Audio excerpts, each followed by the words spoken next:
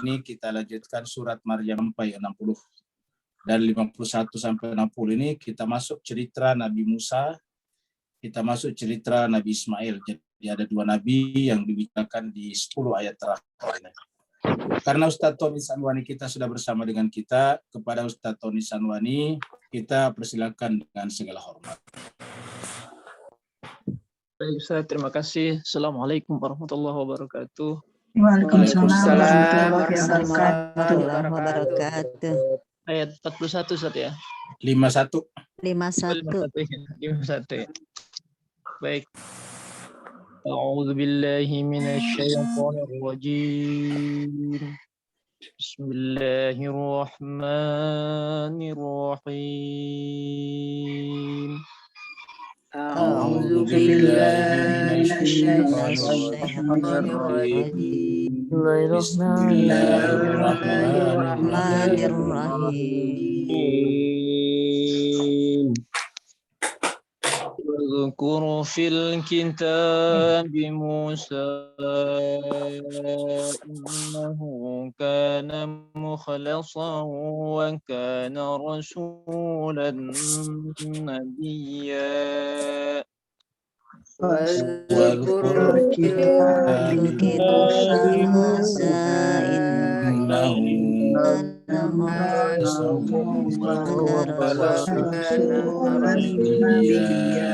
نبيا.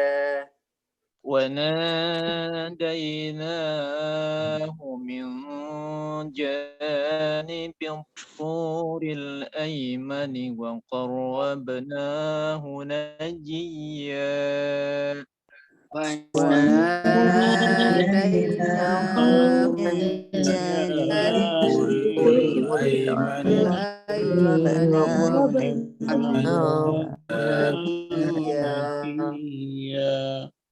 ووهبنا له من رحمتنا أخاه هارون نبيا. ووهبنا له من رحمتنا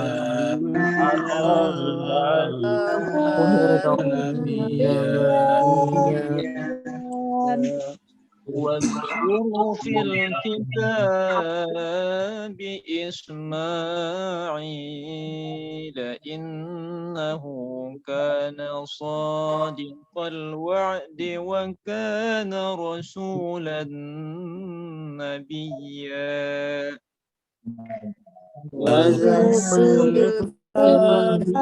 بإسماعيل إنه كان صادق الوعد كان رسولا نبيا. وكان يأمر أهله بالصلاة والزكاة وكان عند ربه مرضيا. وكان يأمر أهله بالصلاة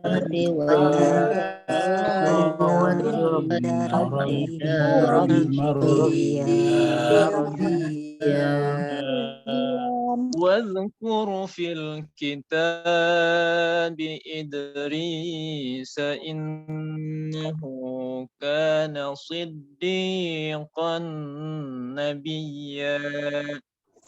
واذكر في الكتاب إدريس إنه كان صديقا نبيا. ورفعناه مكانا عليا.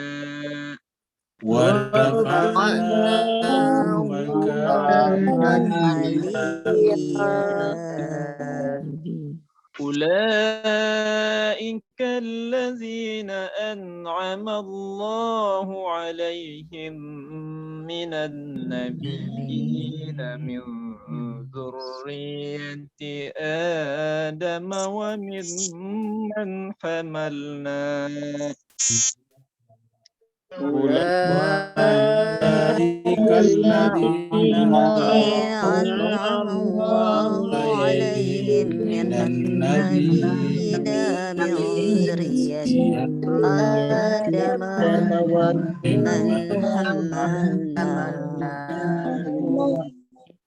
وممن حملنا مع نوح ومن ذرية إبراهيم وإسرائيل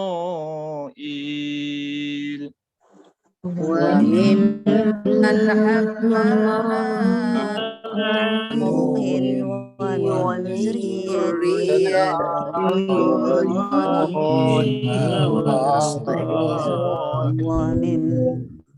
وممن هدينا واجتبينا إذا تتلى عليهم آيات الرحمن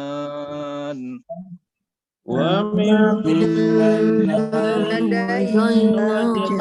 إذا تتلى عليهم آيات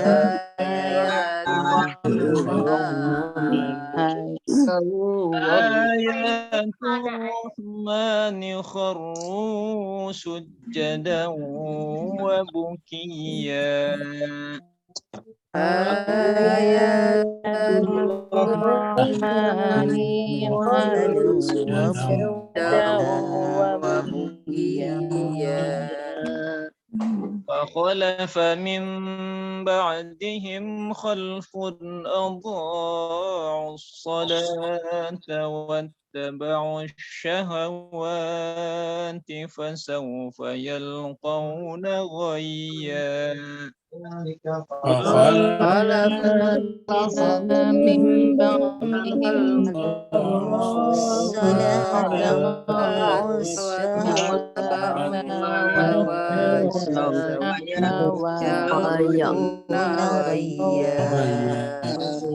إلا من تاب وآمن وعمل صالحا فأولئك يدخلون الجنة ولا يظلمون شيئا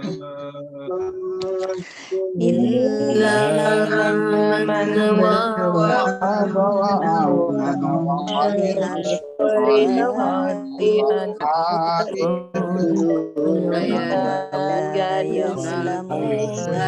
ولا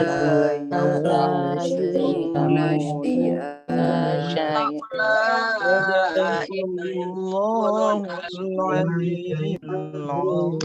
العلي صدق الله العلي وسلم وبارك وزد على رسول الله وآله الأطهار صلوات اللهم صل على محمد اللهم صل على محمد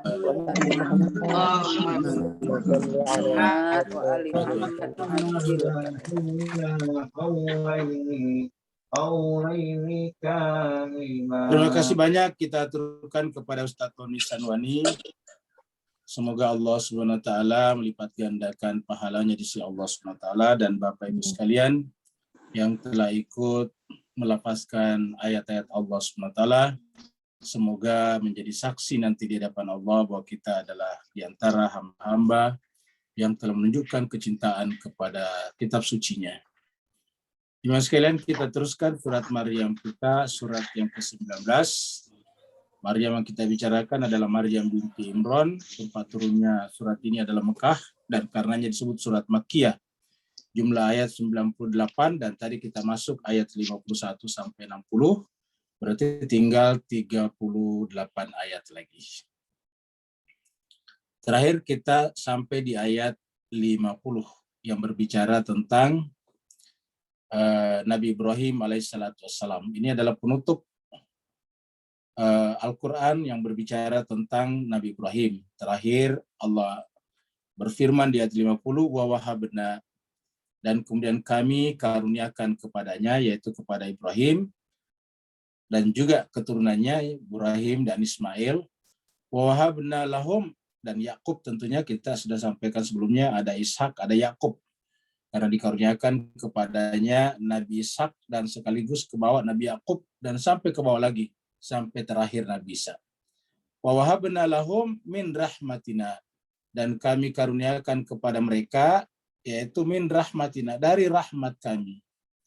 Di kata-kata min rahmatina di sini juga menunjukkan bahwa mereka semuanya adalah mengambil bagian daripada cahaya Muhammadi. Kenapa? Karena Nabi Muhammad kita lah yang paling jelas disebutkan wa ma arsalnaka illa rahmatan lil alamin, rahmat bagi seluruh alam.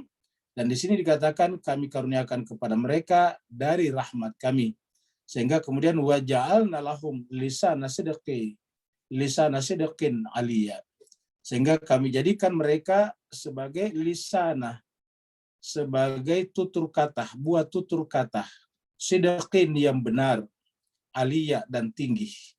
Jadi sidqin, kenapa sidqin? Karena mereka adalah pecinta kebenaran. Ingat pembahasan awal tentang Nabi Ibrahim adalah siddiqan, dia adalah pecinta kebenaran. Kemudian dia aliyan, kemudian dia tinggi, mencapai derajat yang sangat tinggi di dalam pendekatan dirinya kepada Allah SWT. Bahkan Nabi Ibrahim termasuk di antara ulul azmi, di antara 5 nabi ulul azmi. Sekarang kita masuk ayat baru, yaitu tentang cerita Nabi Musa. Berbicara tentang Nabi Musa mengingatkan kita kepada tongkat. Sini Allah berfirman, A'udzubillahi minasyaitonirrajim, wadhkur fil kitabi Musa. Dan juga ingatkan, ceritakan kepada manusia Muhammad, lagi-lagi sumbernya apa? Fil kitab. Karena kalau di luar kitab suci bisa ditambah-tambahin dengan cerita-cerita yang bisa terlalu melebih-lebihkan, lebih daripada seharusnya atau tidak proporsional, atau bisa juga mengurangkan. Jadi cerita Nabi yang paling proporsional ada yang ada di dalam kitab suci. Maka wadhkur fil kitabi, ceritakanlah di dalam kitab suci. Kalau kita misalnya membaca cerita Nabi Musa di luar kitab suci, di hadis misalnya, ada hadis yang menceritakan Nabi Musa, mohon maaf, habis mandi di kali, lalu kemudian dia naik, pakaiannya lari di bawah batu, lalu kemudian Nabi Musa mengejarnya dalam keadaan mohon maaf telanjang bulat. Ini cerita agak susah kita terima tentunya. Bagaimana mungkin Nabi bisa seperti bodoh begitu kelihatan, mengejar-ngejar pakaiannya dalam keadaan telanjang masuk kampung. Ya. Tapi itu cerita di luar kitab suci. Nah, kalau dalam kitab suci semua cerita yang berkaitan dengan substansi kenabian.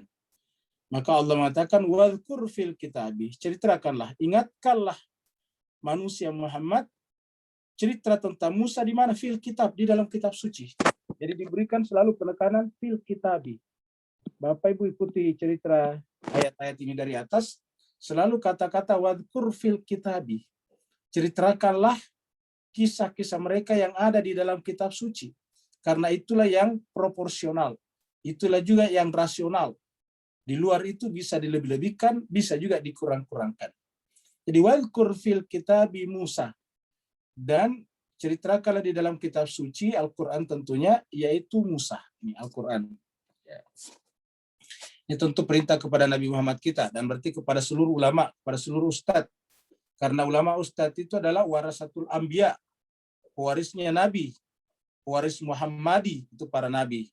Dan Nabi Muhammad sendiri, ingat, Nabi Muhammad sendiri diminta oleh Allah menceritakan Musa tidak berdasarkan karangannya, tetapi di dalam kitab suci.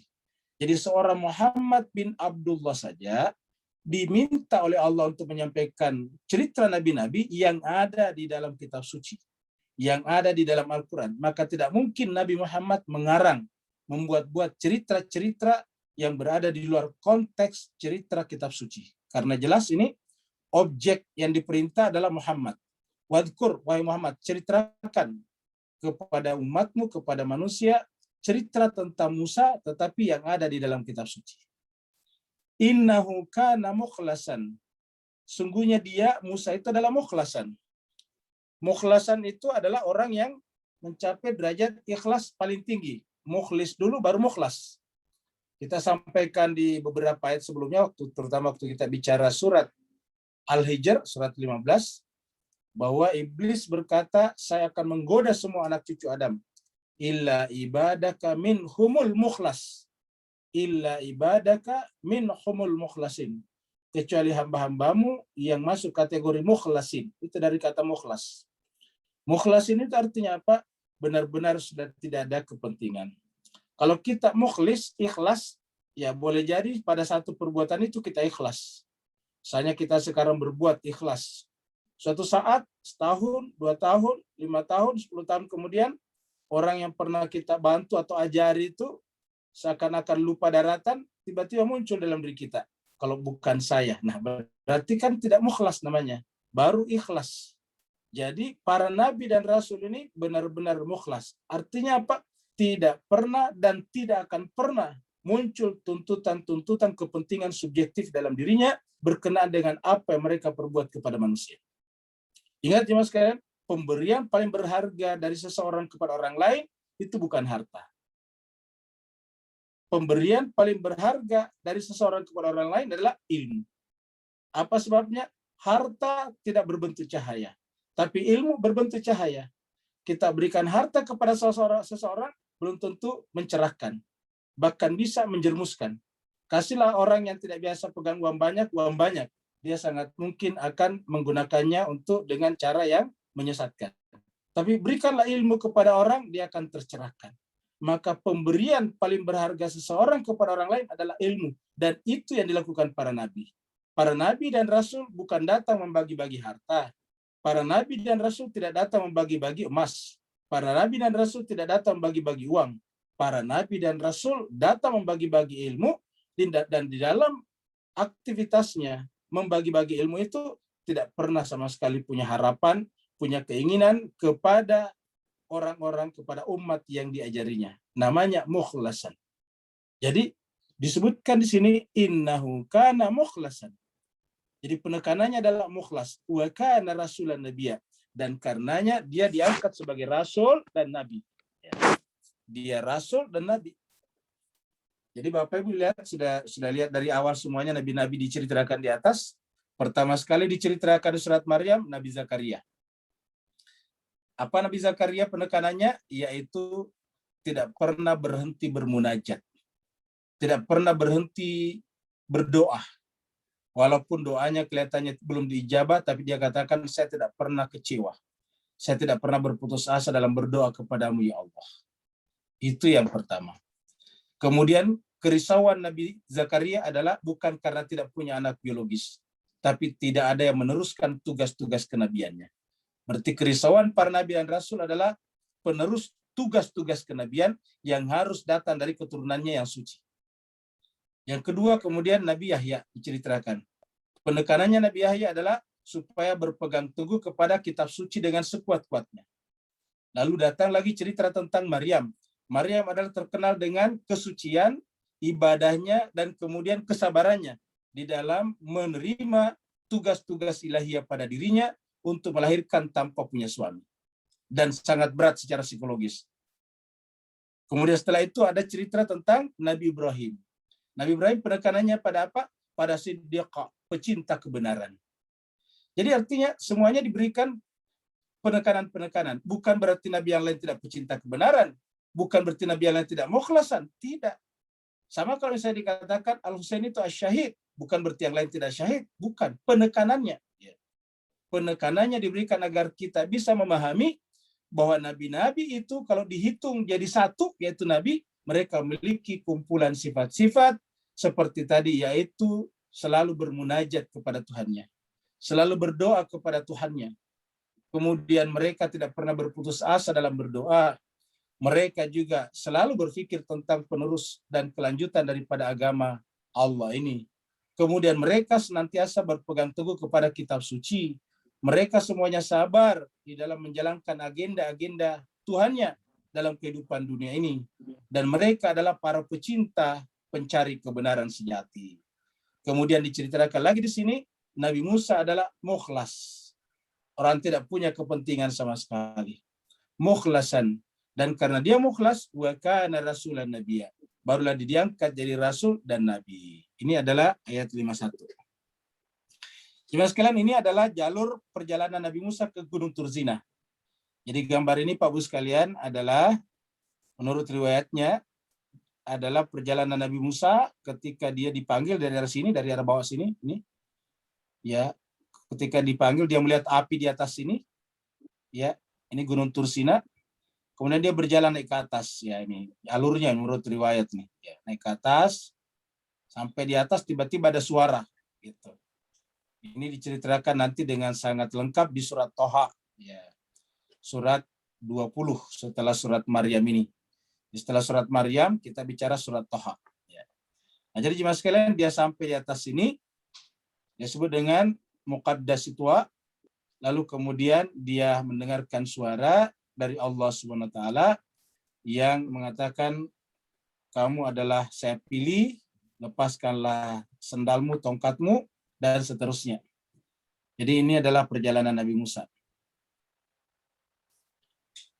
Kemudian wanadainahu, Nabi Musa ketika kami panggil dia. Ya, jadi ketika kami memanggil dia, wanadainahu, ketika kami memanggil dia. Min janibit Tur al-Aimani, dari sisi Gunung Tursina yang sebelah kanan. Ya, dari sisi sebelah kanannya tadi Gunung Tursina itu. Min janibi, dari sisi, ya, al-Aiman ini sebelah kanannya daripada Gunung Tursina ini, Gunung Tur. Ya, jadi Tur ini artinya sendiri ada mengatakan gunung. Maka disebut Tursina, Gunung Sinai. Jadi wanadainahu min janibi turil aimani. Kami memanggil Nabi Musa ketika Nabi Musa kapan? Ketika Nabi Musa kembali dari Madian. Di Madian dia menikah dengan Syekh Madian yang terkadang disebut juga dengan Nabi Syuaib. Menikahi anaknya Nabi Syuaib dengan mahar menggembala kambing 8 tahun. Setelah selesai semuanya itu bayar maharnya, dia balik ke Mesir.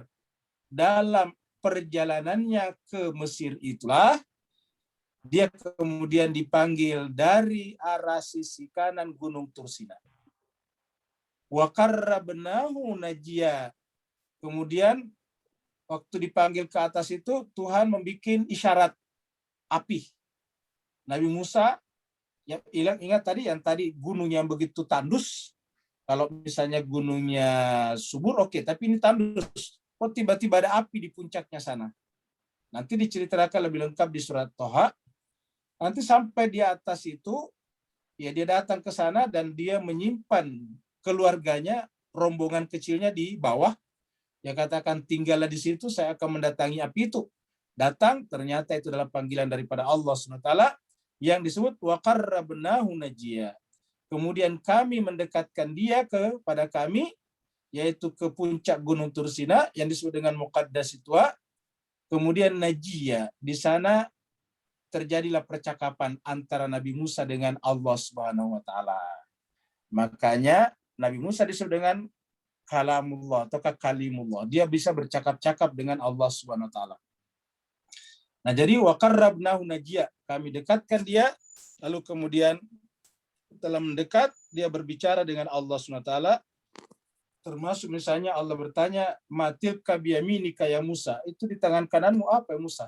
Musa mengatakan, hiya asaya, dia adalah tongkat saya. Suruh lemparkan, ternyata berubah jadi ular.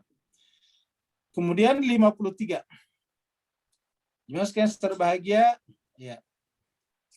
Di Nabi Musa, selain Nabi Musa juga diutus saudaranya juga, yaitu Harun.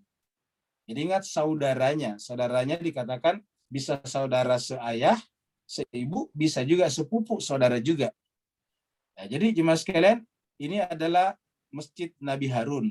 Ya, jadi Nabi Harun adalah merupakan saudara daripada Nabi Musa. Ini disebut dengan brother of Prophet Musa, ya, alaihi salam. Nah, Musa adalah juga yang dibicarakan tadi, lalu kemudian dikirim pembantu untuk menjalankan tugas kenabiannya, maka kemudian diangkatlah Nabi Harun sebagai Nabi Allah SWT. Harun ini kalau di barat disebut dengan Aaron. Ya. Ini dikatakan ini adalah kuburannya Nabi Harun yang ada di Petra, Jordania. Petra, Jordania. Ini kuburan Nabi Harun. Wa wahabna lahu min rahmatina akhahu. Perhatikan Mas sekalian. Jadi kalau bukan keturunan Nabi itu pasti saudaranya yang diangkat jadi penerusnya. Wa wahabna, dan kami karuniakan kepadanya, kepada Musa, kami karuniakan kepada Musa min rahmatina. Lagi-lagi disebutkan dari rahmat kami. Rahmat kami. Jadi kata-kata min rahmatina kita sebut dengan salah satu berkas daripada rahmat Allah yang disebut dengan wa ma arsalnaka illa rahmatan lil alamin. Dia salah satu berkas cahaya. Wa wahabna lahu min rahmatina. Siapakah dikaruniakan kepada Musa? Kepada Musa, yaitu akhahu. Sebutkan akhahu, saudaranya. Jadi disebutkan secara spesifik saudaranya. Jadi konsep kenabian dalam Al-Quran, kalau bukan zuriat, yang ada adalah akhahu, saudaranya. Ya, jadi min rahmatina akhahu, dan disebutkan kalau akhahu saja bisa saja banyak, tapi disebutkan Haruna Nabiya. Kami karuniakan kepadanya Harun. Jadi jelas-jelas sebutkan wa wahabna, kami karuniakan kepadanya. Ya, ini ada kata kepadanya. Kepada Nabi Musa, yaitu dari saudaranya sendiri yang bernama Harun. Ini Harun. Ya. Sebagai nabi juga. Jadi sebagai nabi. Jadi dia adalah pembantunya Nabi Musa, tetapi dia nabi juga. Ya, artinya apa? Allah menjelaskan bahwa pembantu nabi itu juga mendapatkan informasi dari langit. Karena nabi artinya penerima informasi dari langit. Walaupun tidak menerima kitab suci seperti mana kitab suci yang diterima oleh Musa, karena Musa itu mendapatkan Taurat sementara Harun tidak, tetapi di dalam menjalankan tugas-tugas asistensinya terhadap Musa, dia dibimbing oleh Allah SWT, dan karenanya disebut dengan Nabiya. Nabi itu artinya menerima informasi dari atas. Jadi orang menerima informasi dari atas secara bahasa disebut Nabi, tapi secara istilah belum tentu disebut Nabi. Jadi bisa saja orang itu adalah secara bahasa Nabi, tetapi secara istilah bukan Nabi. Contohnya cerita kita sebelumnya Maryam. Maryam itu mendapatkan informasi dari langit. Dia tahu kalau dia hamil dari Jibril. Ya, dia meninggalkan kotanya untuk melahirkan di luar kota dari Jibril. Setelah sampai di bawah pohon kurma, informasi semuanya dari Jibril. Bahwa di bawah kakimu ada air. Buah kurma di atasmu siap jatuh, tinggal kamu sentuh saja. Semuanya lengkap. Jadi informasi yang berkenaan dengan kehidupannya dalam menjalankan tugas-tugasnya itu adalah informasi dari langit. Itu Maryam, walaupun tidak mendapatkan gelar kenabian. Tetapi secara bahasa, dia mendapat informasi dari langit. Mendapat informasi dari langit secara bahasa namanya Nabi. Karena Nabi dari kata an-naba, berita. Berita yang datang dari langit disebut dengan an-naba dalam pengertian kenabian. Jadi, akhahu Haruna Nabiya. Kami karuniakan kepadanya saudaranya sendiri yang bernama Harun sebagai pelaksana, sebagai asisten pelaksana tugas-tugas kenabiannya. Nanti ketika Nabi Musa meninggalkan kaumnya karena dipanggil oleh Allah SWT di atas gunung Tursina, maka tidak boleh terjadi kekosongan kepemimpinan, tidak boleh terjadi vacuum of power namanya. Maka harus ada pelaksana tugas kenabian. Nah, pelaksana tugas kenabian harus berkualifikasi kenabian. Pelaksana tugas kenabian harus dipilih oleh sang nabi utama. Dan pemilihan sang nabi utama hakikatnya pilihan Allah seperti dalam ayat ini. Sehingga tidak boleh sembarang yang melanjutkan tugas-tugas kenabian. Kenapa? Karena agama ini intinya adalah agama langit. Apa arti agama langit? Pelaksana tugas-tugas kenabian harus otoritasnya datang dari langit. Apabila otoritasnya diberikan oleh manusia, ya bukan agama langit lagi. Sudah agama manusia. Sudah bukan dinullah, tapi dinul insan. Dinun nasi. Jadi tidak mungkin khalifah Allah dipilih oleh manusia. Jadi kalau ada yang menegakkan khalifah Allah, tapi dipilih oleh manusia, ini bertentangan dengan konsepnya. Ya namanya khalifah Allah, khalifah yang disandarkan kepada Allah. Yaitu khalifah yang ditunjuk oleh Allah. Ya, kenapa disebut khalifah? Karena menjalankan tugas-tugas ketuhanan di muka bumi. Tapi kalau khalifah dipilih oleh manusia, seperti yang diinginkan oleh banyak kelompok, loh bagaimana bisa? Khalifah manusia, khalifah Allah dipilih manusia. Ya disebut presiden Indonesia, tapi dipilih oleh orang New Zealand. Itu nggak mungkin. Yang namanya presiden Indonesia, presiden yang dipilih oleh warga negara Indonesia. Itu namanya presiden Indonesia. Kalau dipilih oleh New Zealand, ya bukan presiden Indonesia, namanya presiden atau Perdana Menteri New Zealand. Begitulah jemaah sekalian berbahagia. Tapi ini yang terjadi di masyarakat kita. Mereka yang di khilafah, tetapi khalifahnya dipilih sendiri, ditunjuk sendiri. Ya, jadi inilah menjadi problem dalam kehidupan kita. Jadi jemaah sekalian, wa wahabna. Jadi jelaskan bahwa kami mengkaruniakan kepadanya Musa dari sisi kami, dari rahmat kami, yaitu saudaranya sendiri yang bernama Harun sebagai nabi. Ya, jadi jelas sekali Pak Bu sekalian konsep Al-Quran, konsep kitab suci. Setelah tadi cerita tentang Nabi Musa dan saudaranya Nabi Harun, sekarang kita naik ke atas lagi. Ini cerita tentang Nabi Ismail. Nah, jadi ini adalah ilustrasi Nabi Ibrahim, Nabi Ismail. Nah, gitu yang mau disembelih. Wadhkur fil kitabi. Nah, sebutkan lagi wadhkur fil kitabi lagi Pak Bu sekalian. Ini wadhkur fil kitabi. Kenapa berkali-kali mengatakan ini? Karena cerita nabi-nabi banyak sekali dalam hadis-hadis dan banyak sekali yang sudah tidak masuk akal. Ditambah-tambahin dan sebagainya. Maka selalu dikatakan wadhkur di mana? Fil kitab, di dalam kitab suci. Dalam Al-Quran ini terjemahannya Departemen Agama juga Al-Quran. Wadhkur fil kitabi. Ceritakan, ingatkanlah di dalam kitab suci cerita tentang Ismail. Cerita tentang Ismail. Karena dalam Al-Quran sudah banyak sekali cerita nabi-nabi. Kenapa mesti harus merujuk lagi kepada di luar kitab suci Al-Quran? Dan kita tahu kalau Al-Quran berarti datang dari Allah. Datang dari sumber sejarah. Datang dari sumber kejadian-kejadian. Datang dari sumber peristiwa-peristiwa, datang dari pengetahuan yang ilmunya sebelum, sedang, dan ketika telah terjadi peristiwa itu. Ilmunya tidak terikat oleh sekarang, dulu, dan akan datang, yaitu Allah Subhanahu wa Ta'ala. Makanya sebutkanlah, ingatkanlah kepada manusia Muhammad cerita kisah riwayat tentang Ismail, tapi ingat yang diambil dari kitab suci, fil kitabi. Karena kalau di luar kitab suci bisa ditambah-tambahin, bisa dikurang-kurangin, sehingga menjadi tidak proporsional. Wadhkur fil kitab Ismail. Ya. Bahkan ilustrasi seperti tadi itu, ya itu ilustrasi yang tidak tepat. Karena di sana, tadi kita lihat ilustrasinya, Nabi Ismail diikat tangannya. Itu kan menunjukkan dia tidak ikhlas. Jadi itu ilustrasi dari gambar saja itu sudah jelas keliru.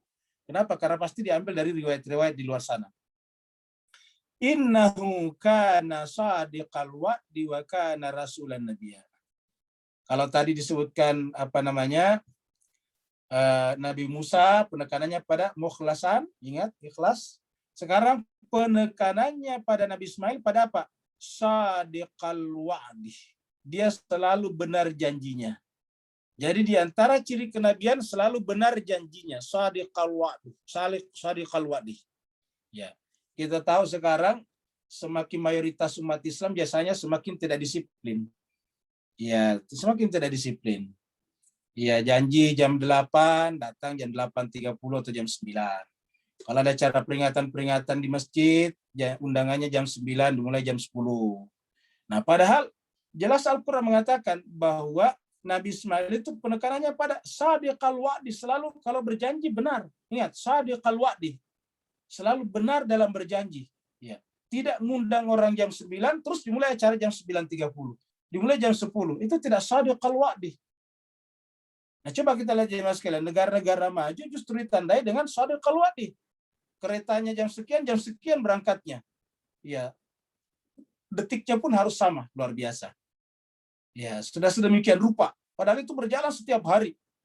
Tetapi di negara-negara mayoritas Islam, rata-rata problem yang sangat serius adalah ketepatan berjanji itu sangat-sangat rendah. Sangat-sangat rendah. Padahal harusnya umat Islam itu paling tepat berjanji. Kenapa? Ada waktu-waktu salatnya setiap hari yang harusnya mendisiplinkan yang bersangkutan untuk memenuhi janjinya. Sadiqal wa'di. Jadi Nabi Ismail itu ditandai dengan sadiqal wa'di.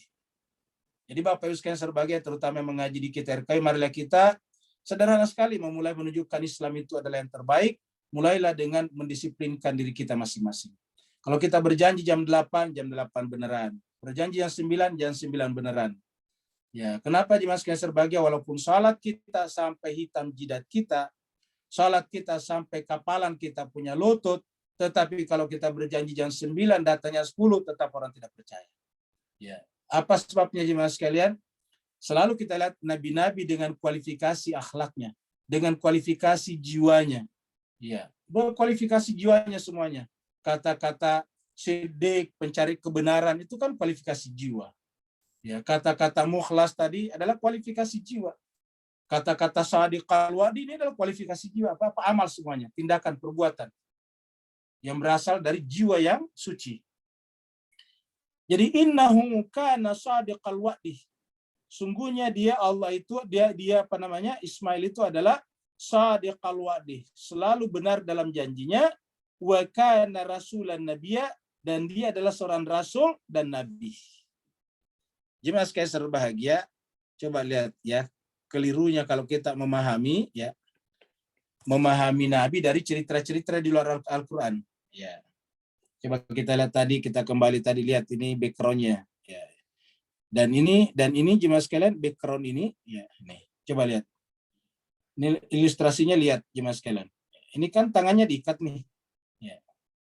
Ismail dibayangkan mau disembelih sama ayahnya, tangannya diikat. Dan searchinglah di Google, semua seperti itu. Kalau kita searching di Google, Nabi Ismail mau mau disembelih, selalu diikat tangannya. Searching aja di Google. Nah, artinya apa? Itu artinya bahwa ilustrasi ini bukan diambil dalam Al-Quran. Kalau Nabi Ismail adalah shadiqal wa'di, tidak perlu diikat tangannya. Apalagi dia seorang Nabi. Kenapa diikat tangannya? Apa dia mau lawan? Coba. Bahkan ada di ilustrasi lain, diikat juga kakinya. Luar biasa. Diikat kakinya, diikat tangannya, kayak sapi coba.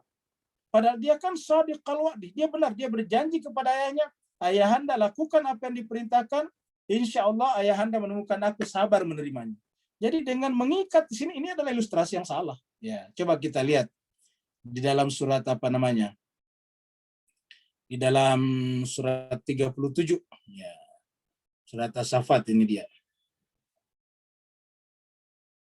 Kita mulai dari ayat 99. Nah, jadi kita lihat dari ayat 99. Ya. Jadi Nabi Ibrahim ketika meninggalkan Babilonia, dia berkata kepada orang-orang bertanya kepadanya, "Wahai Ibrahim, mau kemana?" Dikatakan, "Inni dzahibun ila rabbi sayahdin." Saya akan pergi kepada Tuhanku. Jadi dia katakan, "Inni dzahibun ila rabbi sayahdin." Saya akan pergi kepada Tuhanku, Tuhanku akan berikan petunjuk kepada saya. Setelah itu dia berdoa, "Rabbi habli minas sholihin." Karuniakanlah kepada saya anak yang soleh. Ini doa Nabi Ibrahim di dalam surat As-Saffat. Kalau doanya Nabi Zakaria di dalam surat Ali Imran, "Rabbi habli minas sholihin." Fabasyarnahu bighulamin halim. Maka kami karuniakan kepadanya, berikan kabar gembira dengan lahirnya gulamin halim, seorang anak yang penyantun. Falamma balaga mausaya, tatkala anak itu sudah mencapai usia agak dewasa, remaja, dikatakan di sini balaga balik, ma'ahu bersamanya as-sa'ya, sudah bisa berusaha membantu ayahnya. Qala, tiba-tiba Nabi Ibrahim datang, "Ya bunayya, duhai anakku, inni ara fil manam." Duhai ananda, saya melihat di dalam mimpi, dalam tidur, saya diperintahkan Allah untuk menyembelih kamu. Anni adzbauka. Saya diperintah untuk menyembelih kamu.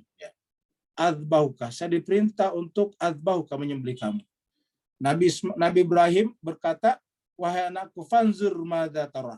Perhatikan, pikirkan baik-baik bagaimana pendapatmu tentang perintah Allah ini. Qala, apa jawaban anaknya? Nah, ayah anaknya. Qala, ya abati, wahai ayahanda, if'al ma tu'mar, lakukan apa yang diperintahkan. Coba.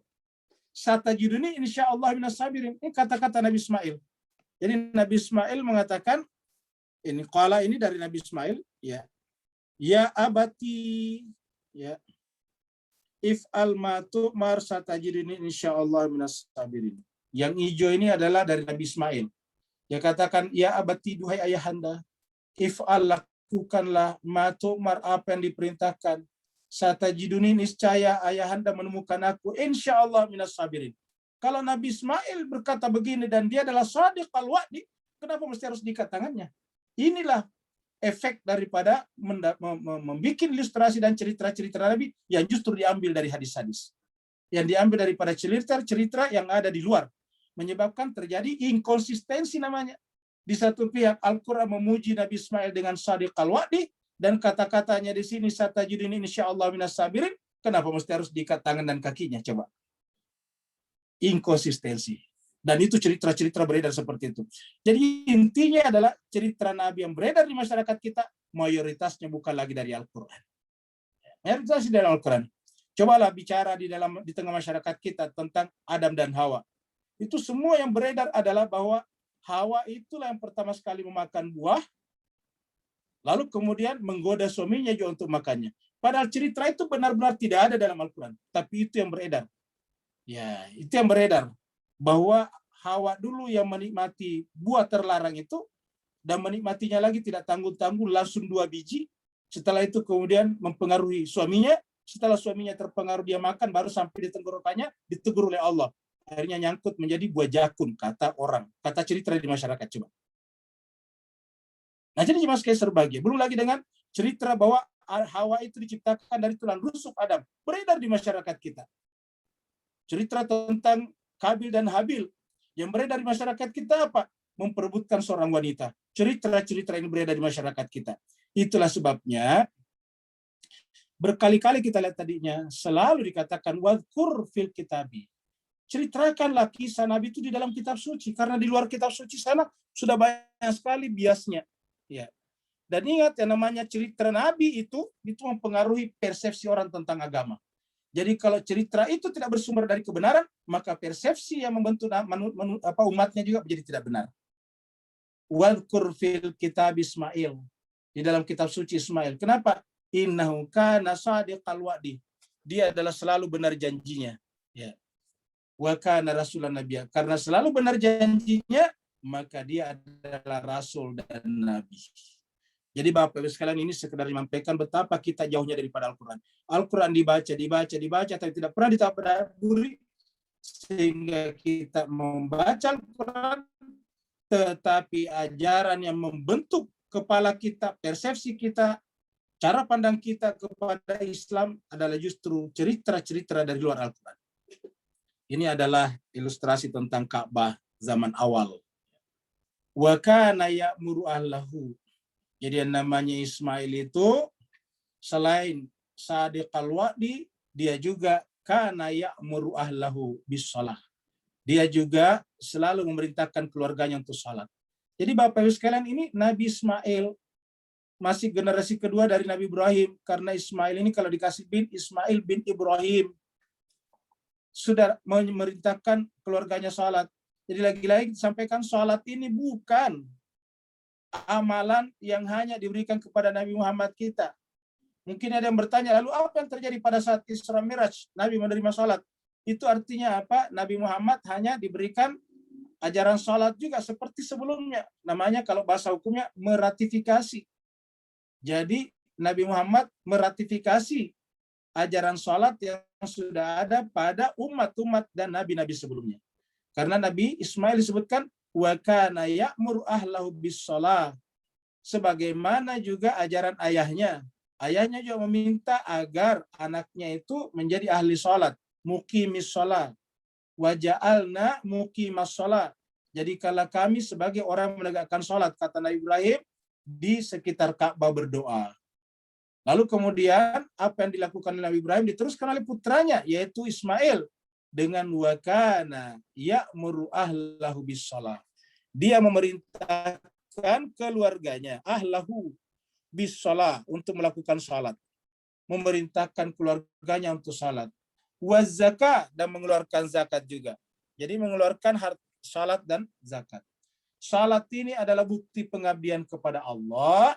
Zakat ini adalah bukti pembebasan jiwa kita dari dunia. Jadi salat dulu baru zakat. Salat itu adalah penyerahan diri kepada Allah.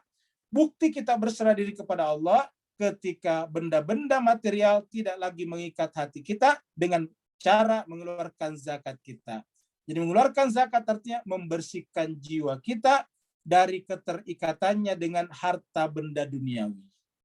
Kenapa? Karena harusnya hati kita hanya boleh terpikat dan terikat oleh Allah Subhanahu wa taala sebagai pencipta dan sumbernya. Wa kana inda rabbih mardiya. Sehingga karena memerintahkan keluarganya untuk salat dan zakat, sehingga di sisi Allah Nabi Ismail itu masuk kategori mardiya. Mardiya. Jadi jemaah sekalian berbahagia, di dalam surat Al-Fajr itu ada ayat yang mengatakan, ya ayyatuhan nafsul mutmainnah irji'i ila rabbiki radiyatan mardiyah. Ini contohnya nih, mardiyah. Irji'i ila rabbiki radiyatan mardiyah, dan itu yang ditempuh oleh Nabi Ismail. Irji'i ila rabbiki radiyatan mardiyah, baru pada khuli fi ibadi wa dakhuli jannati.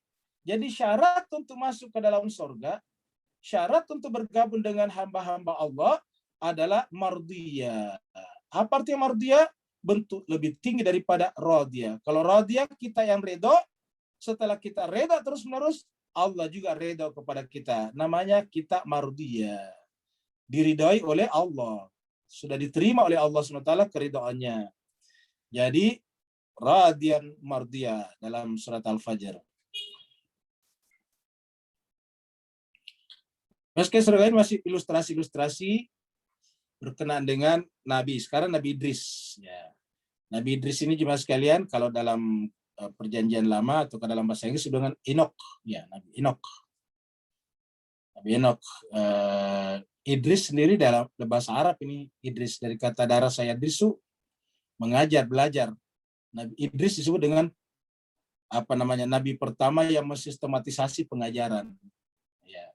Disebut Nabi Idris ini sebagai, bahkan ada yang mengatakan Nabi Idris ini adalah filosof, ya, yang maksudnya dalam dunia filsafat disebut sebagai filosof yang pertama kali mensistematisasi sistem pengajaran, Idris. Makanya sesuai dengan namanya dalam bahasa Arab, Idris dari kata darasa, yaitu mengajar. Ya, dan konon kabarnya di dalam bahasa Ibrani juga begitu.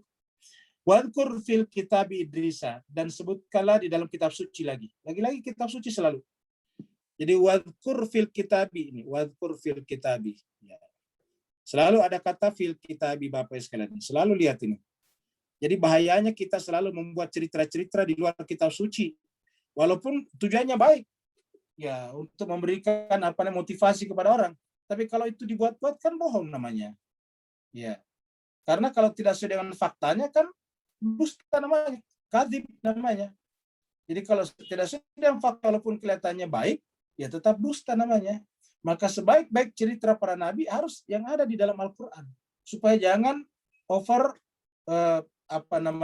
melebih-lebihkan. Jadi wadkur fil kitab Idrisah, sebutkanlah, ceritakanlah di dalam kitab suci cerita tentang Nabi Idris. Ya. Innahu, ingat Nabi Idris ini adalah nabi kedua setelah Nabi Adam. Nabi besar kedua setelah Nabi Adam. Ya. Jadi Idris adalah nabi besar kedua setelah Nabi Adam. Ya. Jadi kalau dari atas Nabi Adam, Idris, Nabi Nuh, kan begitu. Innahu kana siddiqan nabiyyan. Nah, disebutkan lagi di sini.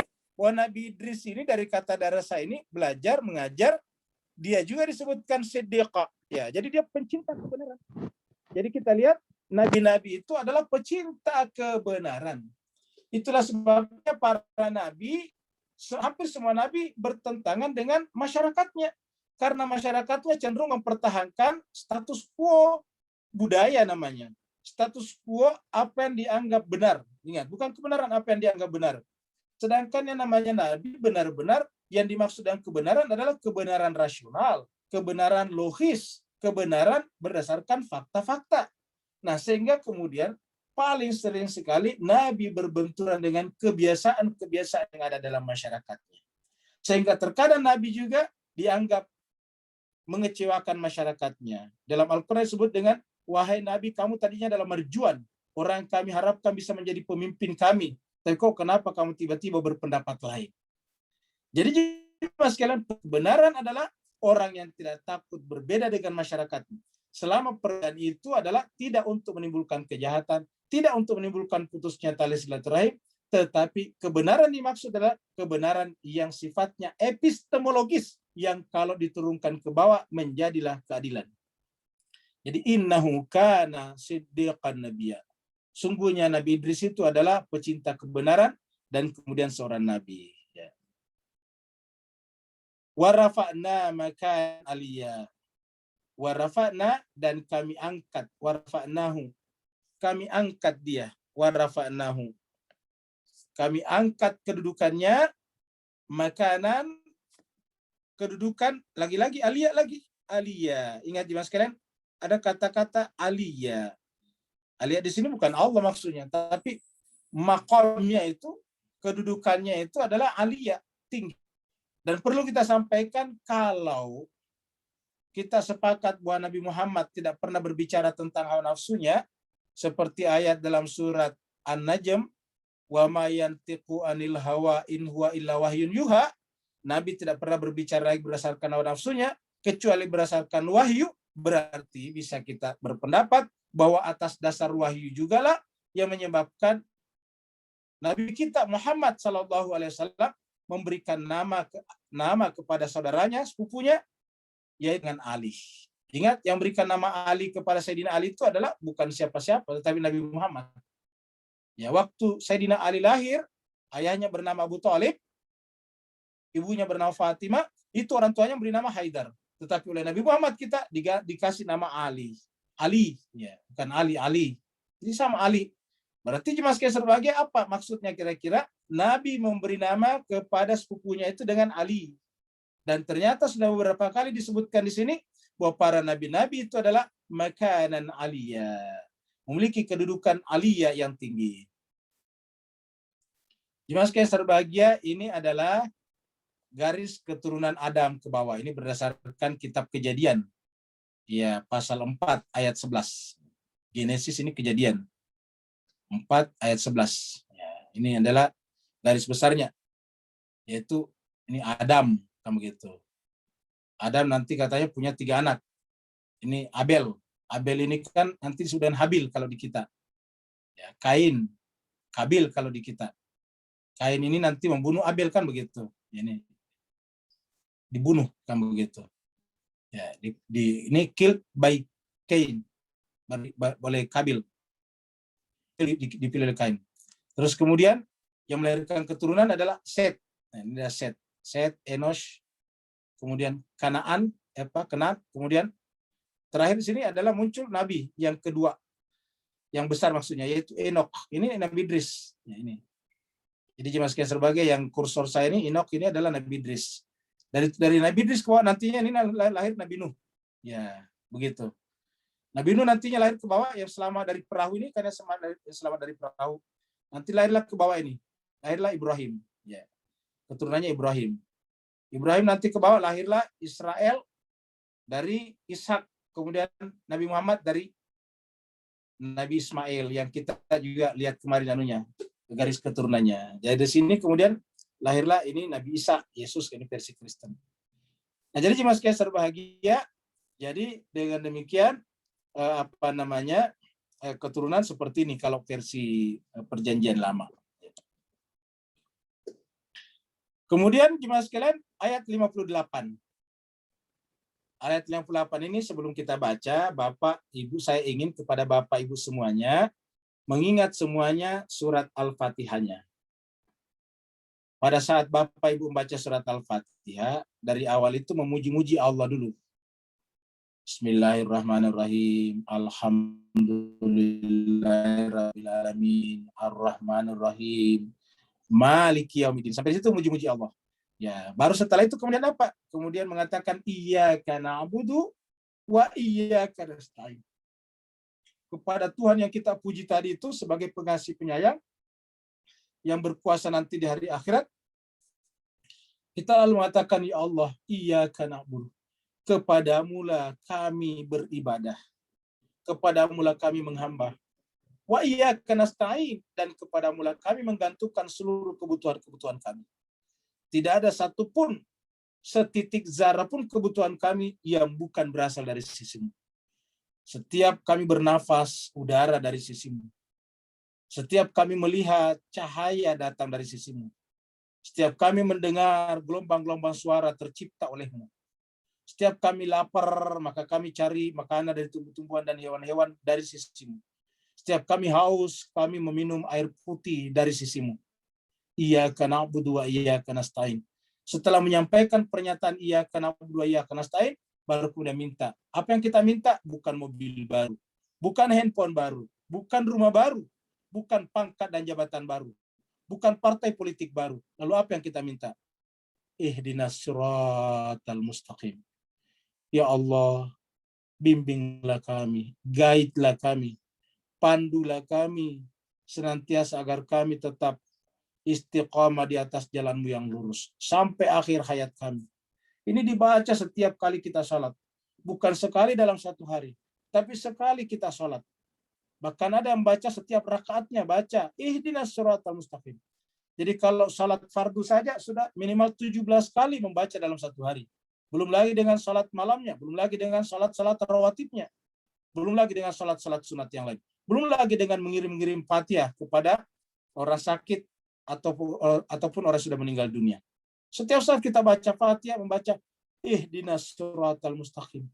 Ya Allah, bimbinglah kami, guide-lah kami, pandulah kami untuk senantiasa berada di jalan yang lurus. Siapa itu siratal mustaqim? Siratal ladzina an'amta alaihim. Nah, kita membuat pernyataan, ya Allah, yang saya maksud siratal mustaqim adalah siratal ladzina an'amta alaihim. Jalannya orang-orang Kau beri nikmat kepada mereka. Nah, siapa yang diberi nikmat kepada mereka itu? Ini dia. Ulaikal ladzina an'ama Allah.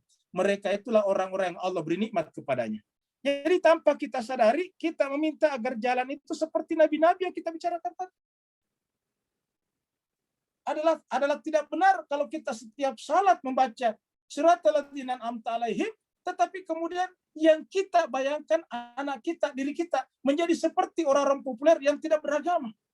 Orang-orang yang kaya raya dunia tetapi tidak beragama. Padahal di dalam salat kita mengatakan siratal ladzina an'amta alaihim, dan Allah mengatakan mereka itulah orang-orang yang Allah beri nikmat kepadanya. Coba lihat. Ulaikal ladzina an'ama Allahu alaihim. Dan ini yang kita minta. Ya. Ulaikal ladzina an'ama Allah.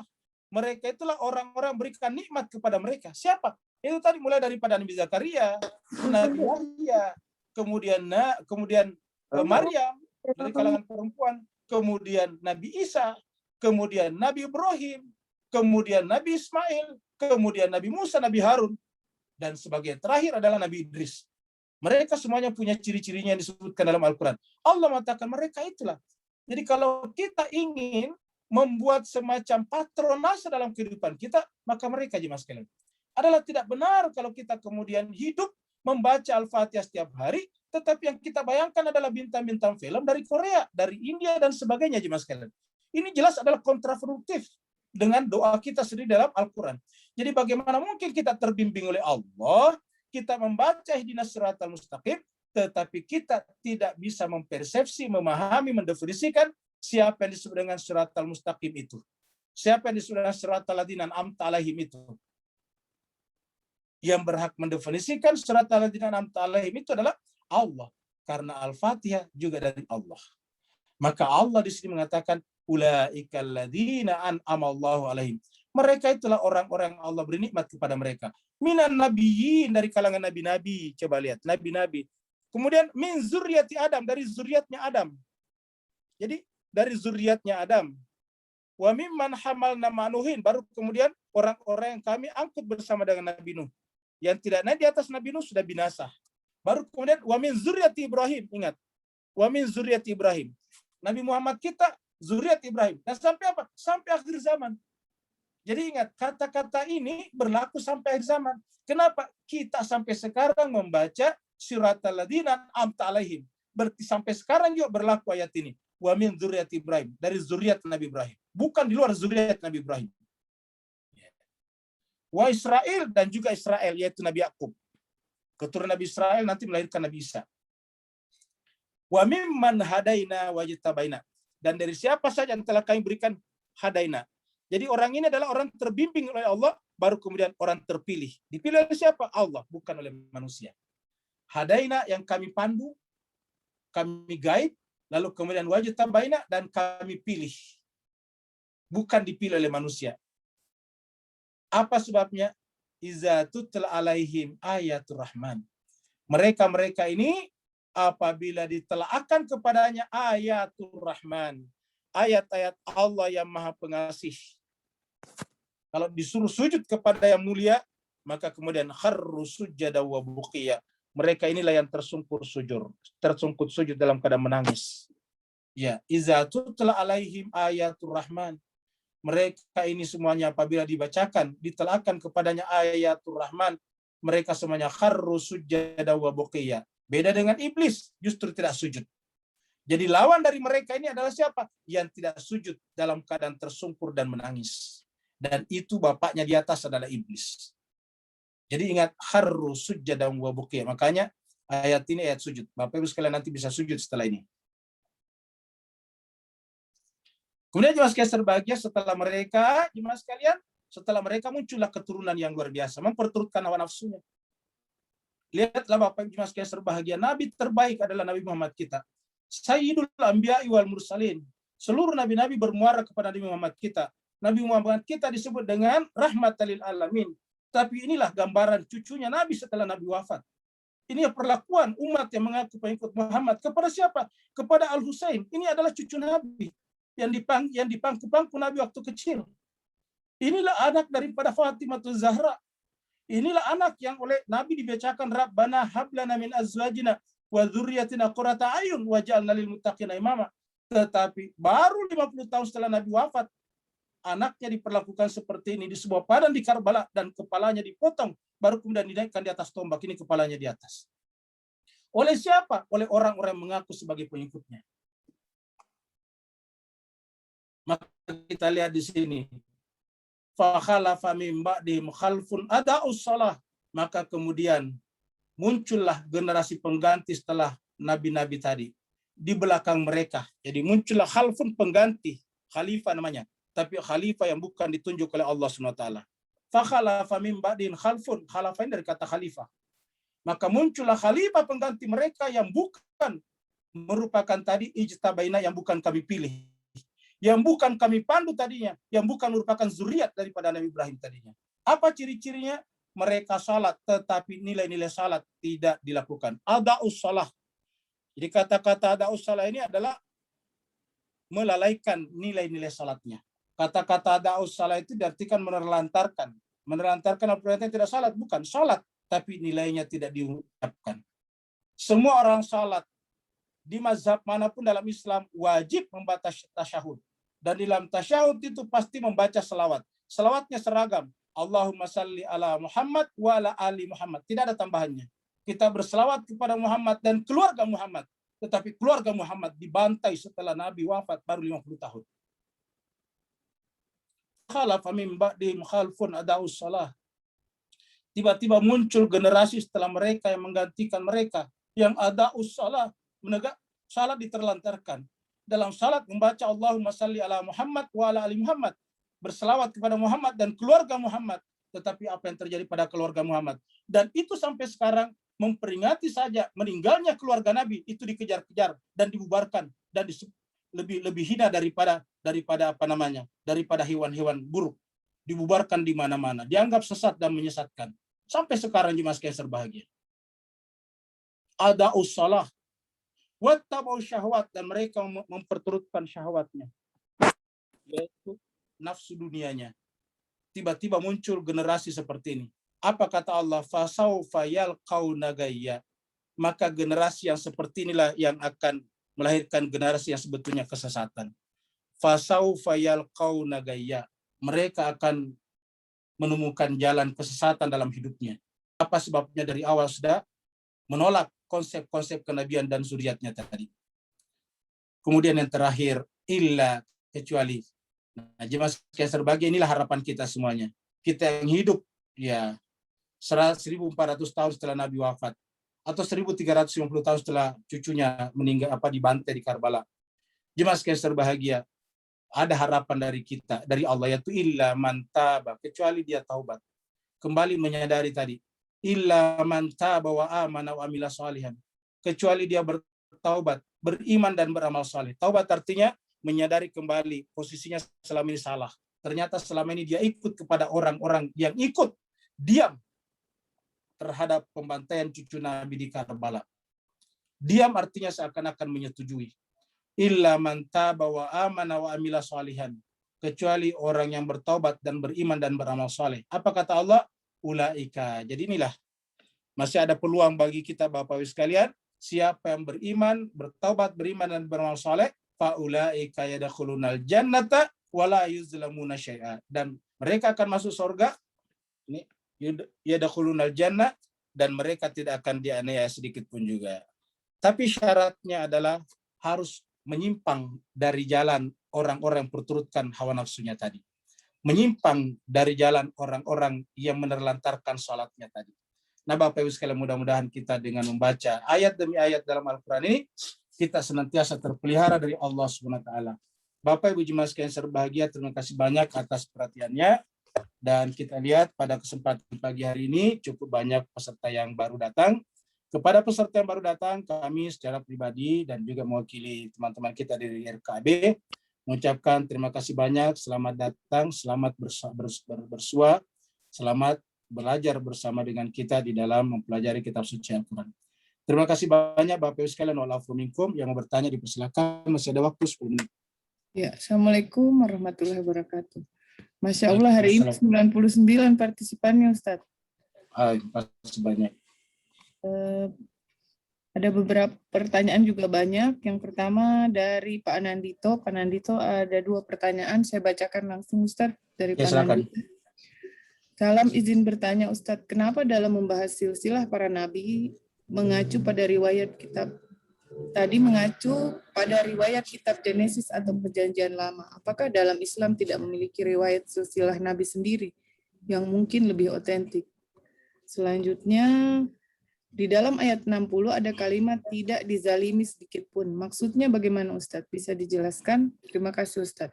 Dari Pak Nandito. Baik, terima kasih banyak Mas Nandito dari Malang. Yang pertama kita sampaikan bahwa di dalam Al-Quran juga sebetulnya disampaikan juga, tetapi tidak secara rinci seperti di dalam Perjanjian Lama. Jadi apa yang di Perjanjian Lama tadi kan belum tentu benar juga. Ilustrasi-ilustrasi saja. Ingat, perlu saya sampaikan kepada Bapak sekalian, ilustrasi-ilustrasi saya angkat di sini itu bukan saya yang buat, dan karenanya tidak selamanya sesuai dengan pemikiran Al-Quran. Itu kemudian kita ambil, yang penting sudah ada gambarnya sebagai satu ilustrasi. Ilustrasi itu hanya gambaran kasar untuk mengambil kesimpulan yang benar. Namanya ilustrasi. Ilustrasi tidak selamanya harus menunjukkan aslinya, tetapi bisa mengantarkan kita kepada bayangan-bayangan tentang apa yang kita bicarakan. Gitu. Ilustrasi tentu saja ada yang keliru juga, oleh sebab itu, tetapi ingat, sudah membantu kita untuk mempersepsi, untuk menangkap apa yang terjadi pada zaman itu. Jadi dalam Al-Quran itu tidak disebutkan misalnya Adam punya anak ini ke bawah. Hanya disebutkan dalam Al-Quran Adam punya anak Kabil dan Habil, itu pun tidak disebut namanya dalam Al-Quran. Jadi namanya tidak disebutkan. Nah, nama-nama itu disebutkan di dalam Perjanjian Lama, ya, kitab Genesis. Di dalam dikatakan di dalam hadis-hadis Nabi adakah? Ada juga, tapi diambil juga dari kitab Perjanjian Lama kebanyakan. Jadi kebanyakan dalam hadis-hadis itu juga diambil dari Perjanjian Lama. Jadi begitu. Karena Nabi Muhammad kita seperti tadi pasti hanya akan menyampaikan yang ada dalam Al-Quran. Dan menurut kita jemaah sekalian tidak begitu penting sebetulnya silsilah itu. Kenapa? Karena yang penting sudah Al-Quran sudah membangun satu kepastian, yaitu zuriat. Dia adalah zuriat, keturunan, itu intinya. Ya, tentang siapa saja di antara mereka anak-anaknya nggak begitu penting. Toh nanti ujung daripada agama kita adalah pada takwa. Ya, Al-Quran mengatakan kami ciptakan kalian dari laki-laki dan perempuan, kemudian bersuku-suku dan berbangsa-bangsa. Inna akramakum indallahi attaqakum.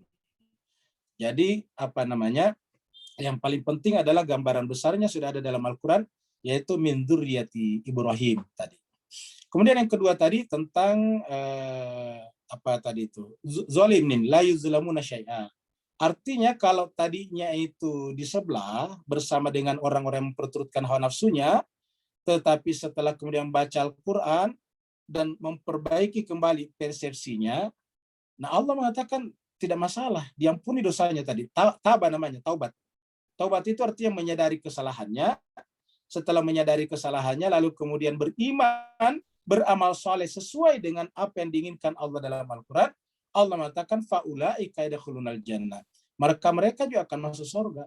Dan di surga mereka tidak dizalimi sedikit pun juga. Ya, jadi jemaah sekalian berbahagia, bisa saja tadinya kita berada di kelompok yang memperturutkan hawa nafsunya. Tetapi kita sudah sampaikan juga ayat dalam surat Az-Zumar, bahwa jangan pernah kita berputus asa dari rahmat Allah. Oleh sebab itulah pembahasan kita tadi adalah pembahasan teoritis, bukan untuk menunjuk orang-orang. Karena orang kita tunjuk misalnya salah hari ini, belum tentu besok juga tetap salah. Dan kita yang mengaku sekarang benar, belum tentu esok tetap benar. Kenapa jemaah sekalian berbahagia? Ya, dalam Al-Quran disebutkan ada makhluk yang sangat aktif mempengaruhi kita, namanya syaitan. Bahkan kita juga punya hawa nafsu masing-masing yang setiap saat bisa ditunggangi oleh kepentingan-kepentingan. Sehingga kita yang hari ini benar bisa saja esok menjadi tersesat. Orang yang hari ini tersesat, esok lusa bisa menjadi lebih benar daripada kita.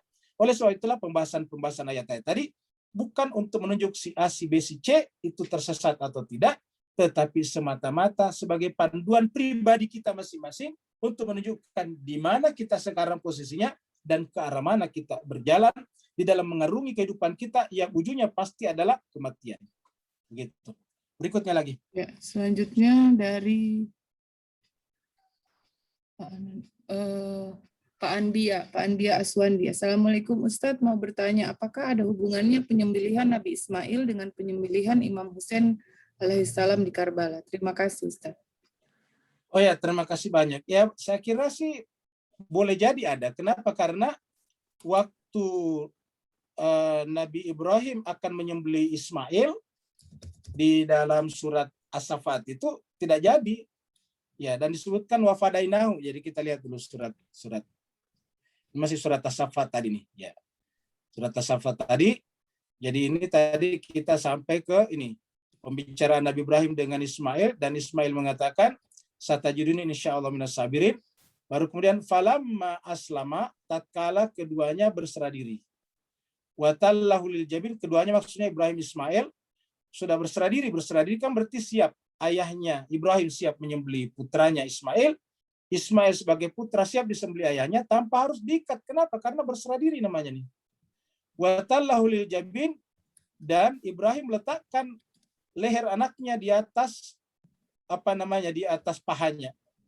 Wa nadainahu, tiba-tiba datang malaikat. Nadainahu, kami datang berseru. Seruannya adalah an ya Ibrahim, wahai Ibrahim, qad saddaqta ya, kamu sungguh telah membenarkan. Ini kata saddaqta, ingat tadi ciri-ciri Nabi Ibrahim, siddiqa, ya, pecinta kebenaran. Qad saddaqta ya, sungguh kamu telah membenarkan perintah dalam tidur itu. Inna kadzalika najzil muhsinin, sungguhnya pada demikian itu pasti kami akan balas orang muhsin. Baru kemudian inna hadza lahuwal bala, ini adalah benar-benar ujian yang sangat besar nyata. Tapi terakhir wafadainahu, kami akan ganti. Fada itu dari kata fidyah. Jadi fidyah itu kan tidak sama persis. Contohnya misalnya kalau kita puasa, tidak puasa kan nanti bayarannya bukan puasa, namanya fidyah. Ya, jadi kalau Ismail tidak jadi disembelih, berarti nanti ditunda bukan Ismail lagi, tapi pasti yang lain. Karena menggunakan kata wafadainahu, dan kami ganti dia. Kami fidyah dia. Dengan apa? Bidhibhin, dengan sembelihan azim yang besar. Ini tidak disebutkan dengan domba, tapi bidhibhin azim, dengan sembelihan yang besar. Penggunaan kata bidhibhin, sembelihan berarti kan disembelih. Kemudian azim menunjukkan ini bukan sembarang, azim. Nah, jadi inilah yang sebagian ulama tafsir mengatakan bahwa yang dimaksud dengan wafadainahu bidhibhin azim di sini adalah Nabi Ismail diganti dengan cucu Nabi, yaitu Al-Husain, seperti yang ditanyakan tadi Pak Ambia. Terima kasih. Ada lagi satu lagi sebelum kita tutup? Ya, ada lagi Ustadz dari Pak Dokter. Kenapa di dalam Al-Quran sering disebut bangsa Israel? Mohon penjelasannya Ustadz. Terima kasih. Pertanyaannya banyak Ustadz. Kalau ya kata bangsa ini memang tidak begitu tepat ya. Kalau bahasa sekarang ini yang disebut bangsa itu kan nation. Nation itu lebih kepada satu negara. Mungkin lebih tepatnya wangsa Israel. Wangsa itu sedikit berbeda dengan bangsa. Kalau bangsa sekarang itu sudah berbentuk negara, seperti bangsa Indonesia, bangsa Singapura, bangsa Malaysia. Jadi bangsa itu dari kata-kata nation state. Jadi kalau mungkin Israel itu lebih kepada wangsa. Jadi wangsa itu satu komunitas yang sudah menjadi besar, padahal tadinya dari satu rumpun keluarga. Jadi mereka dari Israel, ingat tadi Israel tadi, Bani Israel. Israel itu Nabi Yakub. Nabi Yakub punya 12 anak, semuanya laki-laki. Setiap 12 anak ini menjadi marga-marga Israel sekarang. Begitu. Jadi yang disebut dengan wangsa Israel itu bukan hanya yang tinggal di Palestina sekarang, tetapi yang bertebaran di seluruh dunia. Dan namanya wangsa Israel, tidak semua setuju dengan berdirinya negara Israel di atas tanah Palestina. Banyak wangsa Israel juga yang tidak setuju dengan tidak setuju dengan berdirinya negara Israel di atas Palestina. Bahkan di negara seperti Timur Tengah, di Irak, Iran dan sebagainya juga masih banyak wangsa Israel. Di Iran ada sekitar 28.000 wangsa Israel. Ya 28.000 punya satu wakil di parlemen. Dan mereka itu dibujuk berkali-kali oleh orang Israel untuk pindah, dia nggak mau. Mereka tetap setia dengan tanah kelahirannya di Iran. Jadi seperti, dan masih banyak lagi yang lain. Mungkin di Indonesia juga ada. Jadi dengan demikian kita juga di sini berkali-kali mengatakan kalau kita bicara tentang Israel dalam Al-Quran tidak boleh menggebiah-uyah bahwa semua Israel itu adalah jahat. Tidak boleh. Yang jahat itu yang terlibat dalam pengambil alihan tanah-tanah orang Palestina. Yang namanya tanahnya orang diambil itu pasti kejahatan. Tetapi Israel ataukah Yahudi, bahkan ulama Yahudi pun, yang Yahudi itu yang berjenggot panjang itu pun banyak yang tidak setuju dengan tindakan Israel yang mengambil alih tanah-tanah orang Palestina. Ada yang mengatakan bahwa wangsa Israel yang kembali ke Palestina mengambil tanah Palestina sekarang adalah Israel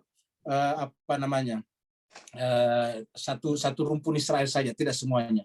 Ya. Saya kira itulah Jemaah sekalian. Terima kasih banyak atas. Ada dua lagi pertanyaan Ustadz. Mau disimpan nanti buat sore? Ya. Ya, saya kira karena waktu kita sekarang sudah jam 6:30 dan ada yang mau bekerja, jadi yang pertanyaan yang masuk sekarang kita pending sampai sebentar sore. Baik, Ustaz. Jadi insya Allah sebentar sore. Dan Jemaah sekalian, kemarin malam ada yang masuk ke Zoom, yaitu Rabu malam, kita sampaikan bahwa selama bulan Ramadan acara Senin malam, Rabu malam, dan Jumat malam ditiadakan karena sudah dipindahkan ke sore hari menjelang buka puasa. Terima kasih banyak. Wassalamualaikum warahmatullahi wabarakatuh. Waalaikumsalam warahmatullahi wabarakatuh. Terima kasih Ustaz. Assalamualaikum warahmatullahi wabarakatuh. Terima kasih Pak Ustaz. Mas Tony. Terima kasih. Assalamualaikum semuanya. Terima kasih Pak Ustaz. Terima kasih Bu Dokter. Terima kasih Mas Tony. Ya, sama-sama. Terima kasih Tony. Assalamualaikum warahmatullahi wabarakatuh. Waalaikumsalam. Terima kasih. Terima kasih. Sama-sama. Assalamualaikum. Waalaikumsalam warahmatullahi wabarakatuh. Bapak Ibu sekalian, saya pamit duluan ya. Terima kasih Ustaz. Banyak Ya. sehat selalu Ustaz. Ya, Sehat selalu. amin. Amin.